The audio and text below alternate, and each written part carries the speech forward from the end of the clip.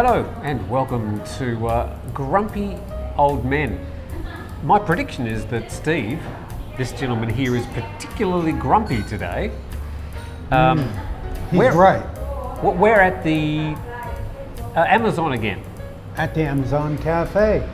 Which we've come all the way. Branded glassware. Oh yeah, this too. We've come all the way for a glass of water. No, you do have a coffee. So the questions have been coming in thick and fast. I've had at least two people ask. This is Steve Ross, by the way. Hi, how you doing? Good to see you. Why are you going on a hiatus? This is Tim Newton, by the way. Oh, thank you.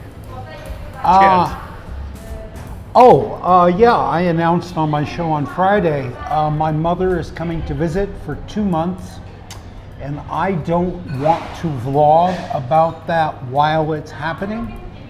Also, I think it is the second, tomorrow, or today, as you're watching this, is my second anniversary in Thailand this trip. Congratulations. Thank you very much. 2 years. Happy birthday to you. Well, not a birthday, but happy anniversary to me. Cotton is the traditional material for second anniversary gifts. I wear a 44 long. I favor blue if you're thinking of a gift. It's 100% nylon, I think. I think, the second anniversary can be any fabric you choose. But yeah, I thought that was a good place. You know, I had intended to vlog for 1 year. I had intended to be in Thailand for 1 year, and I was going to vlog that year, and I've done 2 years every Friday. So I think I've probably said everything I need to say. So I'm going to give it a rest for a while, and we'll see what happens. At the end of the day, a lot of YouTubers, it's a thing, it's YouTubers. Whoever thought that would be a thing? Yeah. Mum, I'm going to be a YouTuber when I grow up. Oh, come on, darling, we'll go down to the clinic. See if we can get some medication Medical for it. transcription is no longer a profession. This is. Go figure. Yeah. So a lot of them run out of steam because at the end of the day, they sort of run out of things to say. Mm-hmm. I'm lucky with doing the news program each day because I'll never run out of things to say because, of course, the news is just different and never ending. It generates different things, and I get to sort of reflect on whatever story I'm talking about historically or hysterically, as some people say. So, when does the hiatus start? Well, I had thought to finish May. I don't know how many Fridays are left in May, but I'm going to finish 3 in May. 3. Now, what I could do, I have had some success in reading my old stories. Oh, yes. On my channel. If I was to simply do that every week, read another story out of one of my books. Story time with Steve. I could carry on. Well, it would still be boontongs, still be postcards from Turtle Beach. And I am going to continue doing the once a month beachcombing channel. And we need that's a separate channel. Sure, we'll talk about that in a sec. I was just saying, for your story time with Steve, you're going to need the armchair. Yeah. It needs to have one of those sort of high backs on it. Yes. Need a cushion with tassels around the edge, just poking out the side from where you're sitting. You need to have a cravat, I think. Well, I am the set dresser. I know what I will need. A Turkish slipper full of tobacco. Excuse me. That coffee is strong stuff. It is. I haven't had a cigarette in 11 days, and I'm all full of phlegm. We'll talk about that in a second. But yeah, I may continue reading those stories, and I will continue doing the beachcombing videos on a separate channel. Okay. But postcards from Turtle Beach, I think, like you say, I've said everything I need to say about this area. This current, because I focus just on Turtle Beach. There's just so much you can say about this pokey little town, and I may have said it all. You've said more about this town than anybody's ever said about it before. Wow. Can we, when you're talking, I get all these ideas of things to talk about, but we'll go to your, the beachcombing. Oh, okay. All right. You are an unusual beachcomber. No. In so many ways. So many ways. Unique. I like to think unique. Just strange, I think, is probably better. But you don't have a metal detector. Well, what I don't have is a beach full of the traditional beachcombing stuff. Now, metal detecting is fairly new. Mudlarking or beachcombing is a very, very old occupation. Typically these days, what people like to find are stones. People go rock hounding on the beach. They get, in Australia, they find opals, they find amber, they find ambergris. I know it's not a stone. That's innards of a whale. It's whale vomit, or whale phlegm. It's very expensive. Hi, if you're having breakfast. Yeah, and there's a guy down in Australia. His channel is called The Obsessed Beachcomber. I love his channel, and he's got 2 dogs named Amber and Gris. And these dogs, because amber is an organic material, it has an odor as opposed to rocks. All rocks smell alike to a dog. Amber and ambergris have odors. He has trained 2 dogs, red dogs, I think, to go to sniff out ambergris and amber on the beach, and he makes a living doing this. He makes a good living, apparently, doing this. If they're red, they'd probably be Kelpie cattle dogs. I suppose. They're sort of about the shape and size of a sort of the normal soy dog. Yes. That's an Australian Kelpie. Short-haired. Yes, great very dogs. wiry, loves the water. Smart. Can't wait to get on the beach and look for amber and ambergris, and they're so proud of themselves when they find it. I don't have any of that. I am unique in that I pick up trash on the beach, not to throw it away. There's a few people down on Phuket in the rainy season. There's an Italian guy on Cottage Beach who organizes beach cleanups. Up where we are at the national park, we'll organize public beach cleanups of 1 kilometer or 2.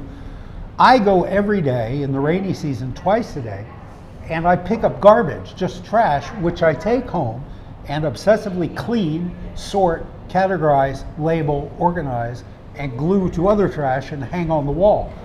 That is unique as far as I can find. So you're going to sort of march along the beach with your phone and go, oh, here's a blue cigarette lighter. Yes, exactly. Oh, here's a great... Yes, that, exactly. But we here's sort an of want, orange spoon. We want the gold ring and the sapphire brooch. brooch. So do I, but I'm not going to find that. That's not what's on our beach. We don't even have the Japanese glass floats, the net floats, the round hand-blown net floats. That's something people really crave. We'll never see that here. Pottery shards and china on the Thames. Legions of people go down the Thames mudlarking, and what they find are clay pipes, ceramic beads, broken teacups, things like that, and they go nuts for this stuff. I'm never going to find anything antiquated or quaint on my beach. Unless you go past my house. Unless I go past your house. I don't know what that is, but it needs ironing. So mine's, but most of this stuff is what's called ASMR. Is that right? People just walk in silence with their cameras down a beach for half an hour. I see a lot of this. What does ASMR stand for? I don't know. It's some kind of it's like white noise. It's meditation. It's ASMR. Something you can watch. I can check on this, can't I? It calms you down. Yeah. And there's varieties of it. Rainstorms. Imagine watching Steve Ross and being calmed by it. Well, you won't see me. You'll see the beach. I'll be carrying the phone. You won't see me. You won't hear my voice. Are you not talking? Well, I may. I haven't really. I've done one so far. But you were talking in that. Yes, and that was not received as well as simply walking down the beach, as far as I can tell so far. But it is. It's meditative. It's just that, and that's. The conceit is to do one a month on the first of the month. To follow our beach, the same stretch of beach, through 6 months of the rainy season. Right, when it gets trashier. Right. Right now, our beach is pristine. Right now is a good time to go on Turtle Beach because it's absolutely clean. I am frustrated. I need a certain type of bottle cap to finish a turtle I'm doing, and I can't. I've run out, and I can't. Do you need a silver one?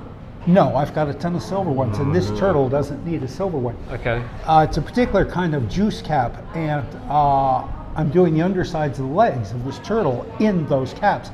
And I've run out with 2 legs to go. And so I've been going on the beach looking for this specific kind of trash, which I can see in the rainy season. I see millions of them. But right now, the beach it looks like it's been swept. It's beautiful. It's pristine. It is. I went down there every morning. Yeah, it's gorgeous, isn't it? It's beautiful at the moment. It's great. Fatum. Yes. The surf is waking up. And somebody asked me on this new channel, what's the surfing like, Steve? Like I would know. I don't go in the water. I've never been in the water on this beach or any other beach. I'm in it every day. Yeah, so they can ask you, how's the surfing, Tim? The surfing shit, but the actual surf, there's plenty of it, but it breaks right on the beach, which makes it a little bit, unless you're I would highly recommend that if you're going to come to Turtle Beach, unless you're a half good swimmer, don't go in. No. Because any time of the year. This surf, it does break right on the beach, and sometimes you got the last wave rushing out, you got the new wave coming in, and it just stands up, and it can be standing up 2 meters. And if you try and go in the water at that particular moment, you're going to get slammed hard down onto the beach. Take your breath away. So what you have to do is you have to stand there for a few minutes, just watch the cycle of the waves. Every 20 or so waves, you'll get a couple of rogue waves, which are a bit bigger than the other ones. And then when the wave breaks, that's your cue to go into the water. Not mine. As the water's going back out. And then to get out of the water, you just ride a wave in and just walk up the beach. I have done it many times and I'm okay. I've had a few slams though. But I will never experience that. I enjoy just walking on the beach. But I'm sick of coming to your house every day and having to hose you down. It's like, it's not gracious. Everybody else is happy to do it. I don't know why you complain. Chamnan won't do it anymore. No, I wouldn't blame him. He doesn't do much anymore. Honest to God, he doesn't. Well, it has been the hot season. It has been the hot season, and now is the mushroom season. So every day he's out hunting mushrooms in the national park. Oh, really? Yeah.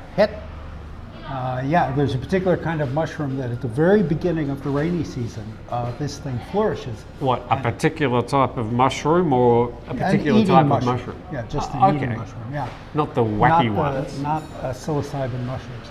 And he goes out, he says that's where he's going, and I have to believe him. I don't go with it.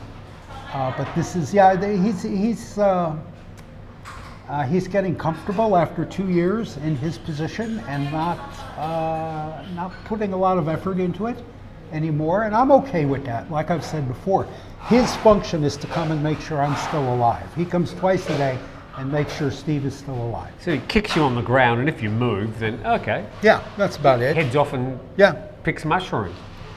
So you are a little bit grumpier than usual today. May I offer that? Sure. And a lot grumpier. Sincerely grumpy this time. What's up your nose? Other than this eustachian tube, which is particularly bad today. I quit smoking on May 1st, and I'm never at my best when I'm without nicotine or something in my hand. It's been 11 days. There you go, hold that. The first kind of week, I'm constantly, like going out and picking the label off a bottle of beer. You ever done that? And then folding up the label and then rolling up the label, or coffee stirrers. Constantly fidgeting with my hands, constantly chewing on things. All my pens, I have chewed the nibs off the ends of my pens. The first week, you're really proud of yourself, and you've still got nicotine in your system. So the first week is easy. Anybody can quit for a week. It's this week, the second week. This is day 11. The second week, your liver's finally cleaned all of the nicotine out of your blood, and now you're really jonesing. You're really, really jonesing for a cigarette. And jonesing? Jonesing. That's sort of like wanting a drug. Yes, wanting. Yes. Craving. craving your, in this case, your drug. And yeah, so that's where I am right now. But you've done it so many times. So many times. I've quit 1,000 times. It's easy to quit. Done it 1,000 times. And there's always, for most people that have quit, particularly those who quit cold turkey, which is your quitting of choice. Yes. There's a trigger that just trips you. But you had a trigger to stop smoking this time, which I thought was a bit unusual. Are you allowed to talk about it? My mom? I thought it was somebody else. Oh, Amy. Are you allowed to talk? You don't have to talk about it. No.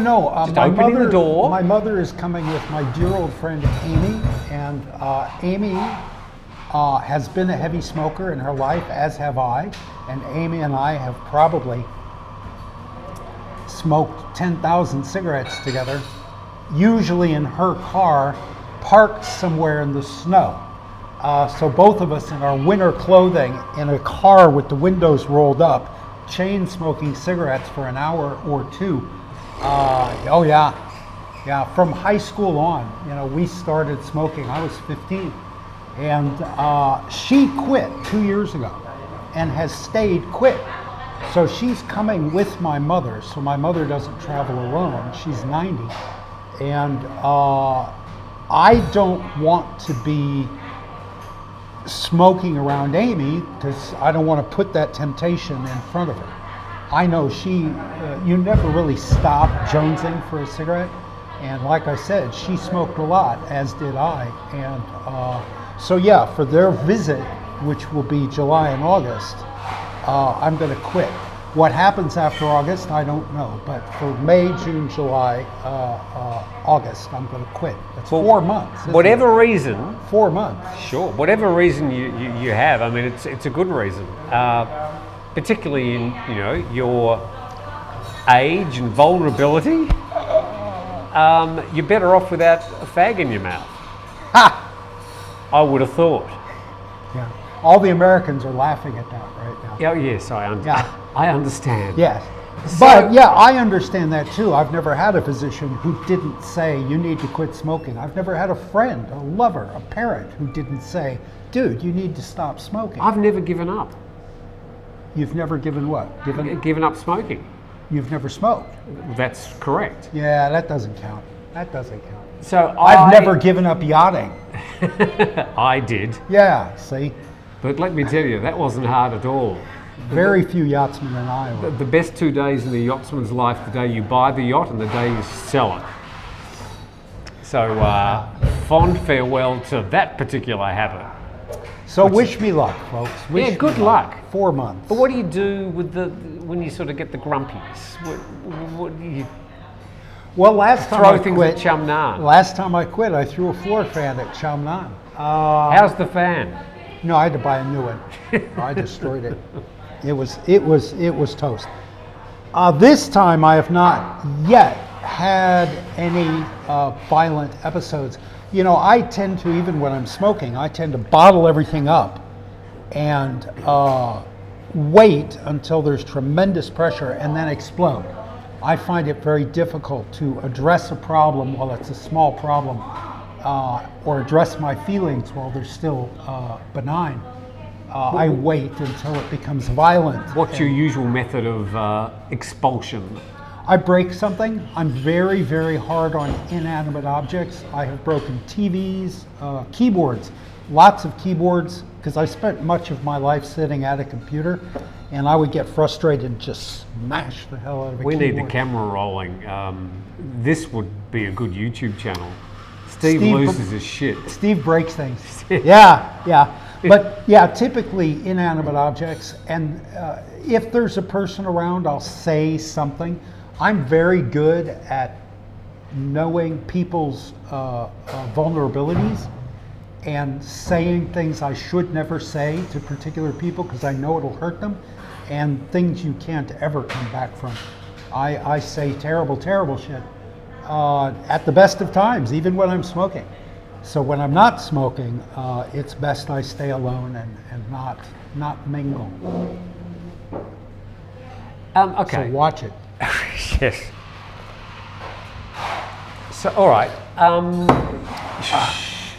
You put that down with a certain amount of force. Yeah. I'm twitchy, man. I'm twitchy. And I'll be this way for 4 months. But you, well, that'd be great when your mum arrives. I know. I know. What are you doing here? Yeah. Now, how is your mother, your 90-year-old mother, getting from Iowa to Phuket? Swimming. Now, She's very, very tough. I assume flying. I don't know. you don't know the actual... No. Because you can't fly direct. So I'm just trying to work out if you're going to go to... I have encouraged her not to go to Bangkok. I don't know where. When I flew here last time, I went through Cottage, I think. So you went eastward rather than westward. Which was the first time. I've always gone LA, Tokyo, Bangkok. Right. But this time I wanted to go to Phuket directly, and so I think I went the other direction, New York, Qatar, Phuket. Emirates and Qatar, thank you for touching the table. Emirates and Qatar, I think, both fly daily into Phuket. Yeah. With big aeroplanes. So I'm guessing that is how they will come. They've spent the last... First class. I told them to fly first class. Oh, really? Well, I mean, she's 90. How many more times is she going to have a chance to fly first class? And it's a 20... Is Amy going to be first class as well? She'll be down the back. Yes, of course. Okay. And wow. It's a 21-hour flight, Yeah. not counting the time you spend in airports. So, I told them to... Well, if you're first class in like Emirates or Qatar, that's like very, very, very nice indeed. It's like a tiny hotel room. Sure. Oh, that'd be wonderful. It would be great to hear the story when she gets here. You know, my eustachian tube has been fine for days. The minute we sit down to do this, it's just thunderous in this ear. I'm sorry, folks. This cannot be pleasant to look at, but it's necessary. I'm sorry. Can you describe, because you say eustachian, a lot of us wouldn't really understand. You get a clicking or a sound or a feeling or a... Yeah, it's a click and followed by a feeling.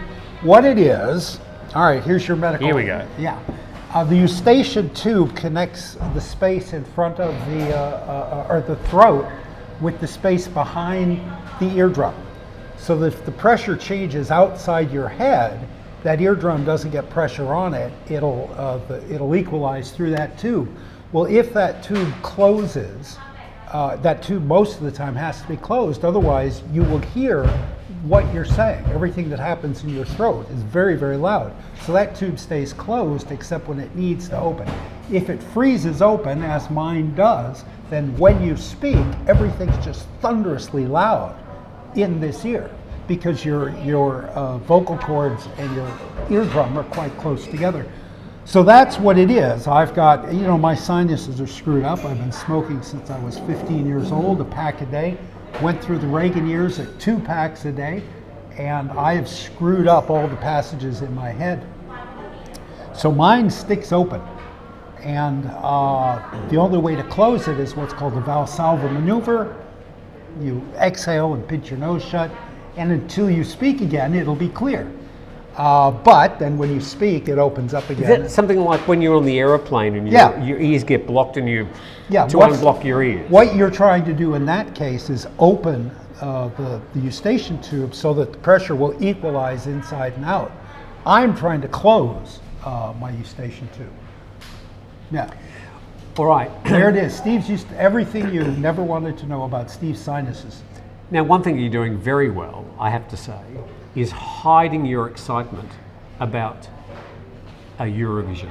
Oh! No, I'm giddy. I'm giddy. But you're giddy inside. I live for this. I'm just a very stoic person by nature. I'm a very undemonstrative, unemotional person by nature. Okay. So now you're going to be sitting down tomorrow night, God, without a cigarette. I know. Are any of the other guests smoking? No. Oh, okay. It'll be easier that way. But you've given up the tobacco cigarettes, but ... You're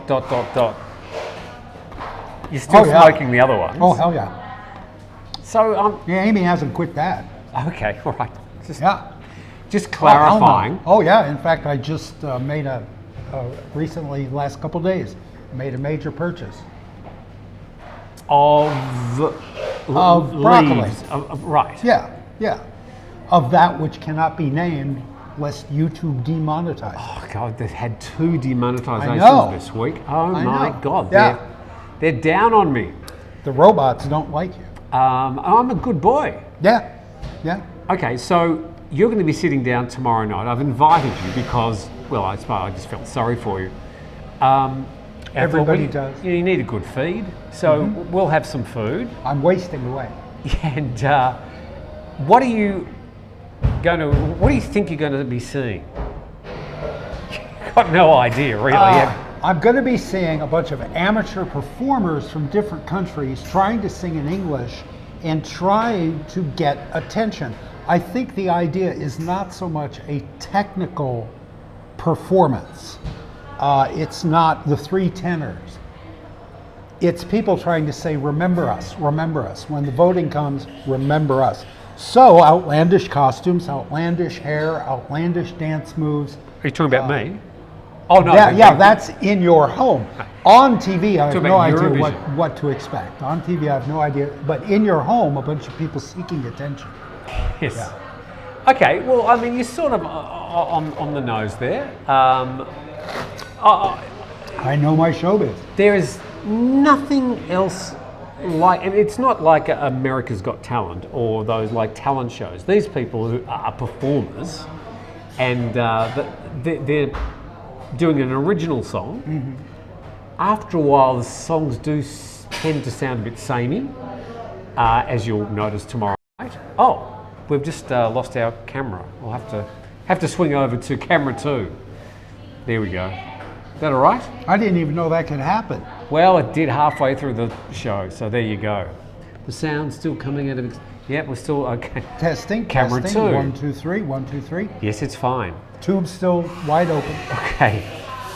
So I think we've got 10 to about 30 or so performers to get through tomorrow night, and then they start voting. And of course, they all hate the English. Yeah. And, Who doesn't? Yes. And Australia's already out. We didn't get past the semi-finals, which wasn't really very surprising. So, but it's all fun, and we sit there and we have a bit of a giggle. And now, are these? It's like the Olympics. They're not professionals, are they? oh yeah, well, some of them are professional singers. I mean, Celine Dion was on it, and Olivia Newton-John, and ABBA, and well, but they weren't famous yet, right? So some maybe of they're them, pros, but not famous.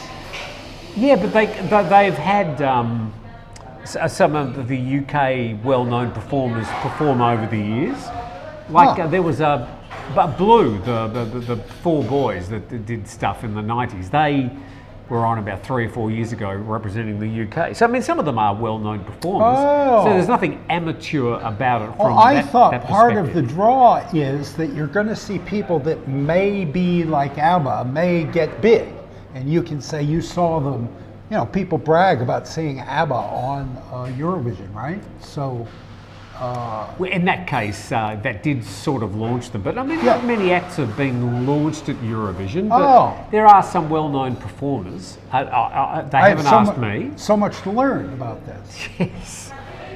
It'll I go should be in one taking- ear and out the other. Taking notes. Yeah. Do you have any notes today, by the way? Yeah.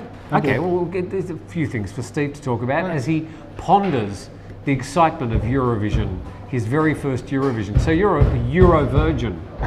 Eurovirgin, yeah. One way to look at it. Well, you know, if you don't use it for years, it grows back. So. That air conditioner that was working so well earlier, it doesn't seem to be working quite as well now. Nong da. Giving Steve something to be grumpy about. Nong da. Aircon pit, mate.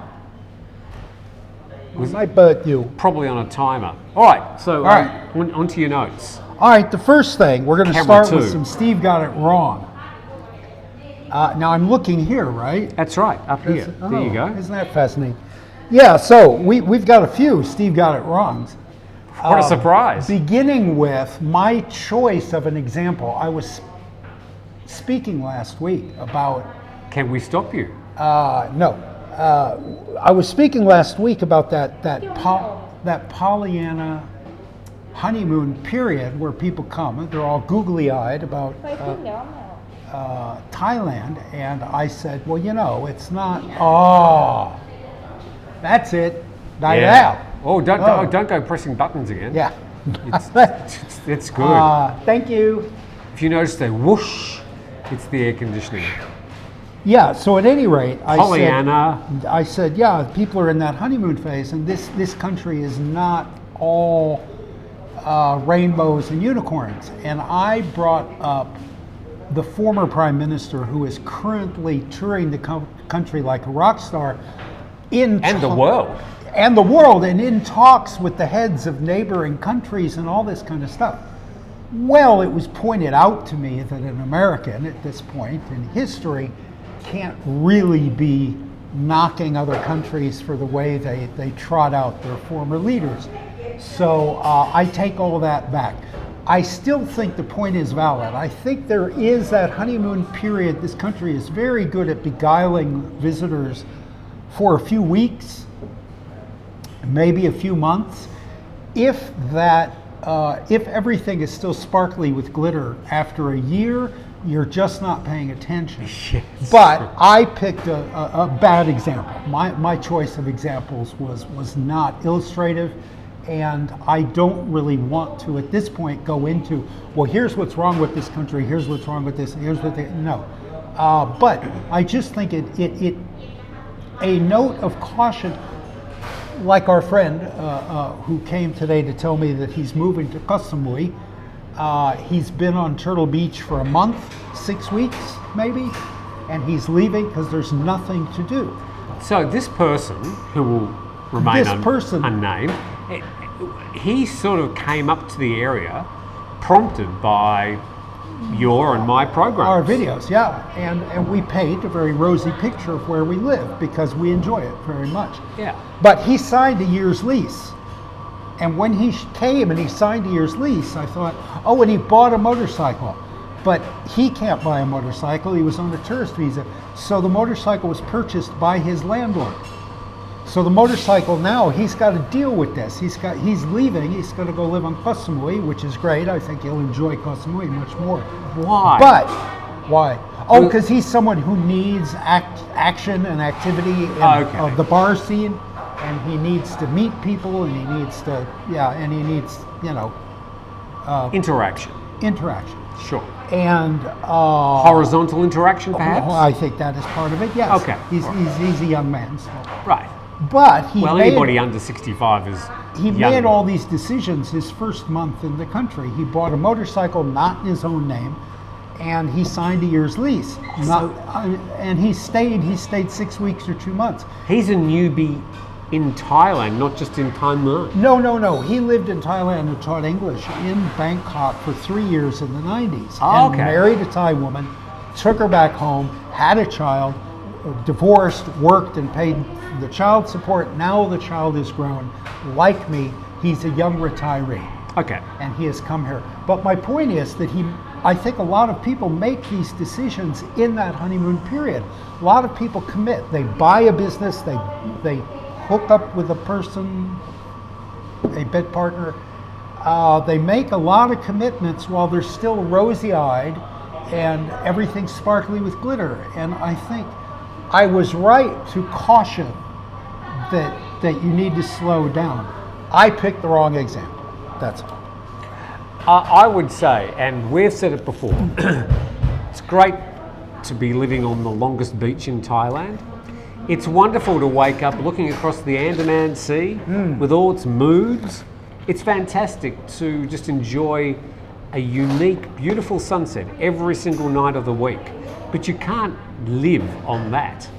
And if you're looking for anything beyond quiet, long, and for some of the year fairly hot days, then it's not going to be suiting you. Now, I happen to be very busy. You've made yourself busy collecting trash and making stuff out of the trash. I specifically sought out a place where there would be fewer interactions. I'm typically a solitary person. I'm an only child of a single parent. I don't mingle well. I get impatient with people very quickly. No, you and I can sit here for an hour and have fun. We can go watch Eurovision for a couple hours and have fun. But I don't live with people. I don't have a roommate. I never have. The worst time in my life was the 10 years I shared a bed with a woman who hated my guts. I specifically looked for a place where I would be isolated.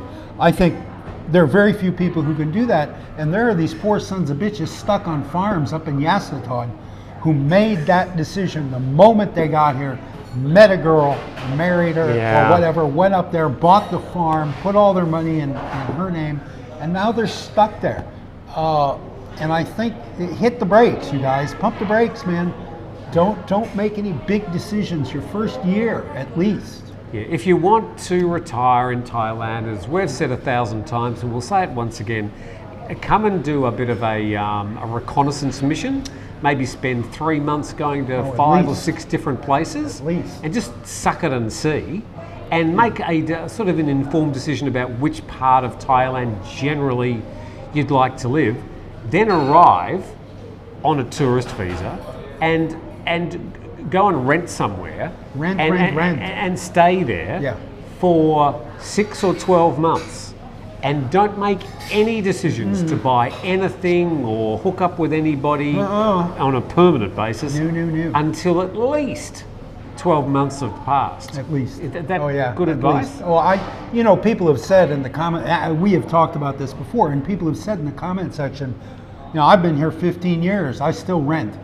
I haven't bought anything. Same me. I would never recommend buying anything in Thailand, personally. I pay 3,000 baht a month for my motorcycle, to rent a used motorcycle. I've been here 24 months times 3,000. What is that? 72,000 baht? Is that right? 24 months times 3,000 baht. 24 times 3 is 72. 72,000 baht. I could have bought, how many new motorcycles is that? Well, 1 or 2. 1 or 2. No, I don't want to. I'm got about rent. 10 second-hand ones. Yeah, I'm just going to rent as long as I stay here. If anything goes wrong with your bike, you can take it to the owner and say, "Hey, fix this." Or they kick me out of this country, or I decide I want to go live on a farm in Yasaton for a year. I can just walk away from it. If they kicked you out of the country, where the hell would you go? Yeah, there's no place for me. They can't kick me out. No, I think you got to say. I'll grow a beard. I'll grow a beard and take on an Australian accent and call myself Rolf Bob. Harris. Yeah, I won't. Yeah, no, I ain't going nowhere. Okay, so shall we move on? That's good advice. Steve got it wrong again. Twice in 1 week. At least 35 viewers wrote in to tell me that grits are corn. Another product that is very similar to grits is polenta, I'm told. I've had polenta. And I'm from Iowa, and I don't know. Corn, there's 2 kinds of corn. There's the corn you feed the pigs, and there's the corn you eat, and that's it. And it all just grows by the highway, anywhere you go. Where I grew up, anywhere you go. In a car, you look out the car window and there's corn growing there. The corn grows as high as an elephant's eye. Elephant's eye. Looks like it's reaching clear up to the sky. Oh, what a beautiful morning. I watched that this morning. There is no death. Business-like show. No, sorry? Different show. That's Andy Get Your Gun. Yes. I did that show. It's a great show to prop. I think I had 36 weapons on stage. A lot of guns. 36, oh God, yes. In the hands of actor, dancers, singers. Yeah, that's scary. That's some scary news. How do I hold this? Yeah, well, the way what they want to do is play bang, bang, you're dead. Yeah, so what you do is you get an artist canvas and you put it on an easel. You get your whole company out on stage and you stand 6 feet away from that artist canvas with a revolver loaded with blank rounds, and you blow holes in the canvas with blank rounds. Yeah, and you say, this can kill you, these are blanks. But plenty of actors, John Eric Hexum, famous actor who died playing around on the set, put the cotton wad out of a blank round straight through his skull. There are about a dozen people walking around America right now with his organs, because he died quick from catastrophic brain injury. Oh my God. So as corny as his lungs, his heart. Don't you just sort of cut up bits of plywood and paint them? For guns? Yes. No, Annie Get Your Gun is a show about a Wild West show. It's all trick shooting. So I built the rig, you know, the big spinning rig where a woman is strapped spread eagle with balloons all the way around, and Annie goes bang, bang, bang, bang, bang, bang, bang, and pops the balloons. You're talking about your Saturday nights now. When I was a young man, yes. Yeah. Listen, being the only straight man in the theater was a great youth. Yeah. Oh my God, the 80s? Oh, 80s New York, pre-AIDS, theater industry in New York. That was a target-rich environment. Annie got you. But I digress. I digress. digress. Believe it or not, I was a good-looking man back in the day. There's no desk in the Vienna airport for people who thought they were flying to Australia. Correct. I have Googled that, and Yes. that's correct. Yes, that's a bit of apocrypha that makes a great story, but unfortunately is not true. Yes. But I'll bet you it happens. Sure. I'll bet you there are people who buy a ticket in a rush and aren't paying attention, and they get on the plane and they don't realize they made a mistake till they get off the plane. I'll bet it happens. Sure. You cannot copyright titles.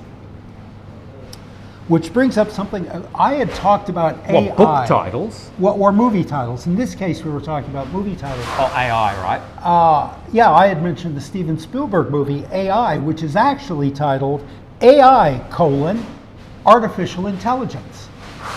Because when they made the movie, people didn't know what AI meant. So they had to add that as a subtitle to the movie so Right. people would know. Now, of course, everybody knows what AI means. But yeah, I said, he ruined it for everybody. Now, people can't use the title AI. But you could. I think people don't reuse titles. Nobody has written a book called Gone with the Wind, The Big Sleep, anything like that, because So I could make The Sound of Music or Terminator. apparently, yes. Okay. Yeah, Or I don't know why, because you can copyright the contents of a book. you could put The Sound of Music and The Terminator together, so you get a nun who goes to work for a machine from 3,000 years hen. Oh, Yeah. I think it could work. Yeah, well, show me the libretto, Sure. and I'll pitch you a few tunes. Well, Yeah. make sure it's a musical. But anyway, yeah, apparently you can't copyright titles. That's so weird, because you can copyright the contents of a book, you can Right. copyright the lyrics of a song, you can copyright all kinds of shit. Because there's just not enough I guess, words to... yeah, to make it unique. I don't know, but yeah, I was correct, and Steve got it wrong. I want to ask, now that's it for Steve got it wrong. You may have other things, please feel free in the comments to mention other places Steve got it wrong. I wanted to ask the Brain Trust a couple questions. First, Am I allowed to answer? thank you, Nero. Yes, 30 years ago when I was here, you used to buy your soda in a plastic bag with a straw stuck in the front, and the rubber band was what you held it by. It was wrapped in a rubber band around the straw. When you say soda, you're talking about lemonade and Coca-Cola A and soft beverage, a soft drink, yes. carbonated soft drink. Yes, a carbonated soft Right. drink with ice, sold in a plastic bag. Now, it's in a cup with a lid and a straw in a plastic bag. Very often a plastic bag with the bottom, missing Yeah. the bottom of it. When did that stop? I don't remember the last time I saw a soda pop sold in a plastic bag. Is I'm- that still a thing I'm anywhere? sort of going back 8 years to a decade. I'm thinking that would 8 years, a Yeah. decade ago, you would have seen a plastic bag usually sort of hanging off the side of the scooter. And Yeah. they take it off when they get to the lights and they have a suck and then they Yeah, put and it you back on the used to scooter. see the exhausted bag still with ice dropped by the side of the road, and Yeah. you would see this lumpy thing of ice and eventually water. But I haven't seen that in a long time. Is that still a thing where you are up in Yasuton? Do they still sell it in a plastic bag, or is everything now, because the plastic bag alone wasn't enough waste product, wasn't enough single-use plastic. So now we got the cup, we got the lid, we got the straw. Speaking of Yasuton, Yes. this weekend is the Yasuton Rocket Festival, Yes. which I have promised to go and see every single year since I've been here. And then every single year it gets to the start of May and I go, oh, it's this weekend. And I'm too busy. So, have you been to any of these rocket festivals? No. It's not just Yasaton. Quite a few places up in the northeast sort of go crazy with the PVC pipe. I've never been there in person, but one of my favorite movies in the world is called Rocket Angels. It's a Thai movie about, it's a comedy, a teen comedy about the Rocket Festival in Yasaton. I've seen it. Yeah. Thoroughly, very enjoyable. Wonderful movie. Yes. Rocket Angels. It was on Netflix. I have canceled my Netflix subscription. Sorry. Yeah. Hold the headlines. What's happened to your Netflix? There was just nothing to watch. I ran out of stuff to watch. I kept going there and sifting through movies and finding out, discovering that I'd spent 15 minutes going through movies and didn't find anything I wanted to watch. So I just finally canceled it. So what do you watch instead? YouTube, yeah. And YouTube. what is the best thing on YouTube currently? You don't have to mention my program as much as I know you probably want to. Sure, yeah. Tim Newton Today. It's my favorite show in the world. I do like it. I do. I'm also trying. Listen to it each night to put you to sleep. No, I listen every morning when I come back from my bicycle ride. But I used to watch everything Thai related. Okay. When I first started producing YouTube videos, I did research, and I went out and watched everything, and I could only stand 2 or 3 minutes of most of it. And I have, over the past 2 years, simply stopped watching anything Thai related. Recently, the last month or two, I've just stopped. It's just so depressing. It's so terrible. Most of it is so terrible. And the good stuff is good, but it's very mundane. It's middle of the road. It's safe. It's it's meh. So I'm just taking a big step back from, except for this and Tim Newton Today. You are taking some big steps back from a lot of things. You're going through a sort of, may I suggest, a bit of a male menopause. No, it's just been 2 years of doing the same thing. And while I take great comfort in uniformity, regularity, and predictability, every few years I have some sort of purge where I mix it up and I change. Yeah, I've eaten exactly the same thing for breakfast every single morning for the last 2 years. Are you mixing that up? Yeah, I'm going to have oatmeal instead of cornflakes. Yeah, because I eat at 4:30 in the morning, so there's never anything open. I don't want to go out and find something open and buy food, so I always make my own breakfast. And then, like a hobbit, I'll have a second breakfast at about 9:30. But yeah, I have 2 hard-boiled eggs and cornflakes and a piece of fruit every morning and 2 cups of coffee every morning. And I'm gonna mix up I'm gonna stop cornflakes and do oatmeal because the rainy season comes. Yeah, oatmeal on a chilly morning, it's great. Love it. And it's easy to make. It's dirt cheap. Chilly morning. You're not going to find many chilly mornings here. Well, all the Thais are running around in fleece hoodies, aren't they? Because Sure. it's chilly. So now, this week we have had the start of, well, not so much the start of the rainy season because the weather's still coming from the east at the moment, even though we're getting these storms coming across. So we don't really get the wet season until the wind swings around to the west and southwest, which will happen at some stage. Then you sort of get the wind, the higher wind starting, and the sort of the more regular. Yachtsman. Yeah, sure. Well, it's just that I write a weather column every single day, so I am quite good at sort of doing the weather. Yeah. So I'm always watching the radar and always posting pictures of the radar. Oh, there's rain approaching. Yeah. So if you want to know what's happening with the weather, just give me a call, okay? Yeah, sure. But it has been lovely. Oh, it's gorgeous. To hear the pitter-patter on the roof. To sleep without air conditioning. Oh God. It has made a difference. Oh yeah. It's wonderful. You know, the northern wall of my house is like a typical Thai row house. It's very long and narrow. And one wall faces north, and we are below the equator, so the sun is going by north of us. So my northern wall in the hot season heats up and it radiates that heat long into the evening. Yeah, sure. Into my house. And now I can go 5, 6 o'clock in the evening and put my hand on that wall and it's room temperature. It's nice and cool. Very big change. Oh, yeah. What have you been doing during the hot season? I mentioned this on my Saturday morning program. Ideas for keeping cool, because it does seem that we're going to have to face these longer, hotter summers in the future. Yep, get used to it. And the reason for that is something that we don't need to cover, or nor should we cover, because neither of us are qualified. But if we do have to face longer, hotter summers, we're sort of got to brace. Or somehow, I'm putting a pool in. That's what I'm doing. You've got the room for it. Sure. You could come around every now and then. Yeah, I will. I'll be over that fence in a heartbeat. Yeah, I think... When I say every now and then, I wouldn't leave that as an open invitation. Not up to you. Like I said, I'm coming over the fence. And you do have to wear bathers, okay? You know, I've been feeding Daisy so she doesn't bark at me when I come over that fence and use your pool. And I do pee in the pool, I'll tell you right now.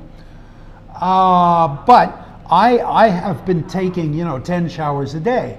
But it's tepid water. Yeah. The water is out there. The cold water's hot.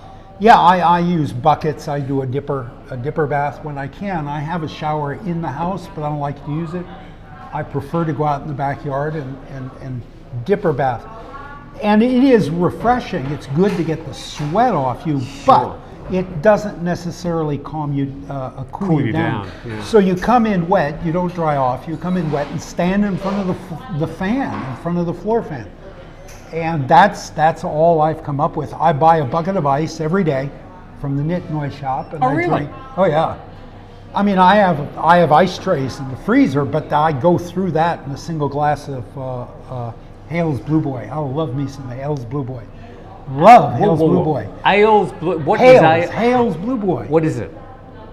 Sounds like detergent. Before there was a 7-Eleven on every street corner in this country, people would buy syrup. It comes in green, blue, and red. And I don't think they even try to label it strawberry or cherry. It's just red. And it's a sweet, sticky syrup, and you would add it to water and ice, and you would have cordial. A cordial? Yeah, cordial. Oh, okay.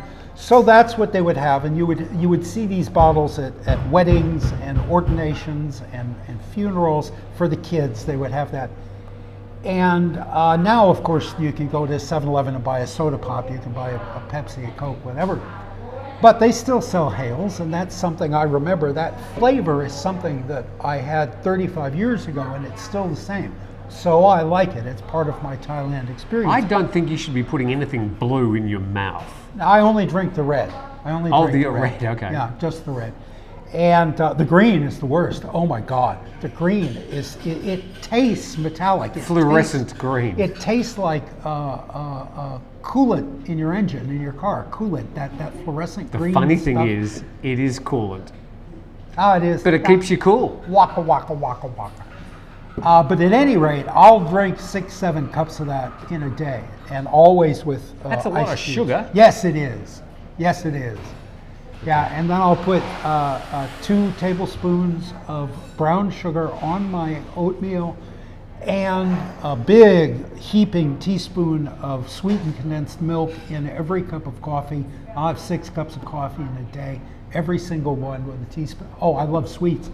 I have a terrible sweet tooth. Oh, yes. Now, you might remember that Jack and Diane delivered a large quantity of Tim Tams.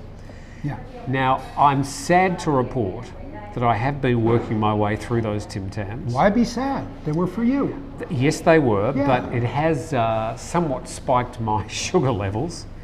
But Welcome to my world. They are glorious. Yeah. Oh my God. Sugar's great. Sugar's great. Now, tomorrow, I'm cooking up a storm for the Eurovision, but dessert will be, thanks to Jack and Diane, Tim Tams. Tim Tams. Aw, that's cool.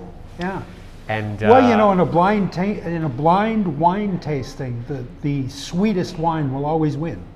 Human beings, because sugar is so rare in the natural environment that our bodies are designed to seek it out whenever we can and eat it. Well, sugar and salt are very rare, and if you're a forager, if you're a primal people, and you're foraging, sugar and salt are very, very rare, but they're necessary. You need them both. So our bodies are designed to seek these two things out. Well, I tell you what, the biggest change, I would hazard a guess, in the Thai diet over the past 30 years would be the introduction of sugar into just about everything. I mean, Thai food has got a lot of sugar in it. Yeah. A lot more sugar now than it used to. You can't, it's very hard to find a yogurt without sugar. Sugar. There's those sort of vegetable drinks, which are basically just cordial with sugar. I don't and think you see a lot of fat Thai people. These days, yeah. Which you never did before. Yeah, and it's refined sugar. I think brown sugar, natural sugar, and honey have always been present here. But white sugar, refined sugar, is, I think, relatively new. I don't think that any of them are good for you. No. And yet, And yet, here's Steve drinking 6 cups of Hale's Blue Boy every day. When you said blue, I naturally thought it was blue. But yeah, one of the flavors is blue. I think probably that's the original. But what is it meant to? Is it meant to be blueberry? It may be, and it may be labeled that. But blueberries aren't blue. I don't know. And blueberries, I think, don't grow naturally in Thailand. Chiang Mai. Do they? Well, yeah, a lot of blueberries and strawberries from Chiang Mai. But they're imported, aren't? I mean, that species is not native. Oh, to Thailand, probably not native. But they grow grapes. So they've got vineyards in Thailand. That shocks me. Somebody telling me yesterday that they've just bought all these Thai wines and they're very, very good. I don't know because I don't drink. No, Do you drink? No. I worked at the boathouse for 5 years. Oh, the secrets you could 4 tell. years. Yes, actually. A lot of stuff I'll carry to my grave. But that place was very unique. But it had the best wine cellar in Southeast Asia. Second best, second only to Raffles in Singapore, according to Wine Spectator magazine. Kudos to the public relations manager that got that. And a very good wine cellar, and all my friends were jealous. I never touched the wine. We were selling $300 bottles of wine. I never touched it because it tastes like, well, I'm going to tell you what it tastes like. What did it taste like, Steve? Vomit. Yeah, wine tastes like vomit to me. I can't stand it. I really cannot drink a glass of wine. I mean, if I'm having Italian food, I'll have half a glass of the house red, I suppose, but no, I don't like wine at all. I don't like alcohol, but I don't like wine at all. Well, apparently they make some good stuff in Thailand. Apparently, yeah, good for them. Good on you, Thailand. They would have to have mucked around with the genetics of the grapes for them to grow here, because I thought wine would need a cold season, like close to frost. Well, I don't know. We don't know what we're talking about. No, not a bit. No. Now I've got my phone because it's disconnected from the machine somehow. ASMR. There's no way I would have remembered this. Have a guess. ASMR. Ambient sound making relaxed. That's very good. Of course it You're is. wrong. I'm the language guy. Autonomous sensory meridian response. Ooh. Oh, so it actually describes the reaction of the listener or viewer rather than the product itself, the content itself. Or it makes you look like her. I'm not sure. There you go. So ASMR, which you see a lot these days. Yeah. And people describe my program as ASMR because I have been told, Tim, I'm so grateful. Thank you very much for doing your program. I put it on every night to go to sleep. Yeah. Thinking, oh, okay. Damning by faint praise. Faint praise, yes. Well, yeah, and that's a lot of the beachcombing oeuvre of the genre. But you have been critical of people in the past walking along Sukhumvit Road with their phone and then uploading that. Yes, and now you're doing it walking along the beach. I'm also critical of people who smoke and eat too much sugar. Sue me. Yeah. And I think that stuff is meant to titillate rather than to placate. That stuff, that Thailand Red genre. Thailand Red was a guy, I think he's stopped now, but he was a heartless swine who got millions of views because he liked to out people. He would surreptitiously video couples in the red light districts. Really? Yes, in the hopes of getting these guys in trouble back home. And dozens, and he would never speak. He himself protected his identity because he'd get killed otherwise. But he would do extreme close-ups of couples, of guys with hookers in Pattaya and Bangkok and Chiang Mai. And just, he was terrible. But he got millions of views. Yeah, what a dickhead. But that was not ASMR, because the point of that was not to lull you to sleep, but to... That's investigative journalism. Well, to titillate. It's to excite. Sure. It's to provoke. It's to goad. And I think... Hardly surprised that was kicked off. Yeah. He would have had so many complaints. And you know what? No, death threats. But he was going for years. He went for years and years and years. I was not aware of his Thailand work. Red. Oh my God, that guy. Oh, swine. Thailand Red. Yeah. But at any rate, my point is, if somebody said, you know what, I'm going to just lazily, because that is my complaint, it is laziness, I am going to lazily carry my phone down Walking Street for half an hour and then upload this to YouTube and call that content. If they instead said, I'm going to produce ASMR on a random street in Thailand, I'd have a little more respect for that because there is intent behind that. Rather still than there. just laziness. Oh yeah, it's still there. He's still making buku monies. And look how many views. Well, hang on, 2 years, he hasn't made anything in the last 2 years. No, that's what I said. But he was He's getting done. 110. Yeah. So, Oh yeah, millions of views, this guy. I mean, he's retired well to a villa somewhere. oh my goodness. Yeah. And it's all just busty ladies and Farhan. with the men. Yeah. And, So it's still there. Everything time coded, so you can say, look, there's my boss, Thursday night at 9 p.m. He was with this lanky transvestite on Walking Street. It's vile, it's vile. But it drew eyeballs. Looks drew like clicks. there's an opening for your future YouTubing as you're sort of switching gears. You know, and how he shot, it was very clever. He had a camera that looked like an SLR, single lens reflex. It was a standard camera body looking thing. And he would wear it over his shoulder on a strap down at his hip, right? And he would just walk along like any other tourist with this camera on his hip. But then when he saw something, he saw a couple, he'd just kind of position himself and shoot literally from the hip, right? Really? So they didn't know he was filming. And then he'd move on and go down the street. And it was all very sly, very sneaky, very amoral, unethical, Yes. mean-spirited, and very, very, very, very, very profitable. Yeah, but not anymore. So it looks like Mr. YouTube demonetized him. Or he just bought a yacht and retired young. It's interesting, given that you can just sort of come up with an idea and upload it on YouTube. Most of the things we see aren't really that creative. No. I mean, at the end of the day, I'm just sort of doing a cheap version of news that you've seen for 40 years. But I'm somehow underwhelmed by people's creativity, given that they can do anything they want and upload it. And this is what they do. They carry their camera down Walking Street. Yeah. That's it. Yeah.